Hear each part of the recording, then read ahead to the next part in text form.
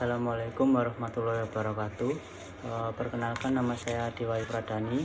Saya dari mahasiswa Fakultas Hukum Untak Surabaya. Di sini saya akan menjelaskan mengenai isu hukum saya. Jadi yang pertama mengenai fakta hukum. Jadi fakta hukum saya mengenai pengambilan hak atas tanah kepemilikan oleh oknum yang sangat meresahkan, yang dimana hal ini bermula ketika seorang yang bernama Pak Heri hendak membuat pengajuan pembuatan sertifikat tanah. Akan tetapi pengajuan tersebut ditolak oleh BPN dikarenakan telah muncul NIB atas nama lain.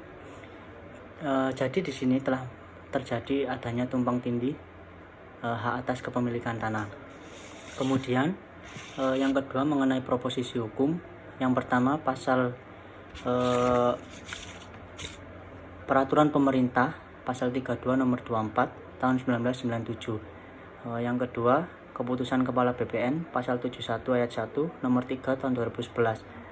Kemudian yang terakhir Peraturan Kepala Badan Pertanahan Nasional pasal 80 nomor 3 tahun 2011.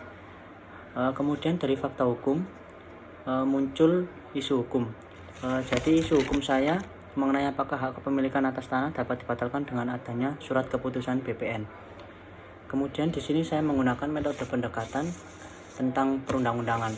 Jadi metode pendekatan perundang-undangan ini yang dimana dilakukan dengan menelaah semua undang-undang dan regulasi yang bersangkut paut dengan isu hukum yang sedang ditangani. Kemudian jenis dan sumber bahan hukum menggunakan jenis bahan hukum primer, yang dimana bahan-bahan hukum primer terdiri dari perundang-undangan, catatan-catatan resmi atau risalah dalam pembuatan perundang-undangan dan putusan-putusan hakim. Kemudian mengenai teknik pengumpulan bahan hukum, jika peneliti menggunakan pendekatan perundang-undangan, maka peneliti harus mencari peraturan perundang-undangan mengenai atau yang berkaitan dengan isu hukum tersebut. Kemudian yang terakhir mengenai teknik analisis bahan hukum. Jadi teknik analisis bahan hukum dilakukan dengan cara mendukung dan memberi komentar, kemudian membuat suatu kesimpulan terhadap hasil penelitian dengan pikiran sendiri dan bantuan kajian pustaka. Sekian, wassalamualaikum warahmatullahi wabarakatuh.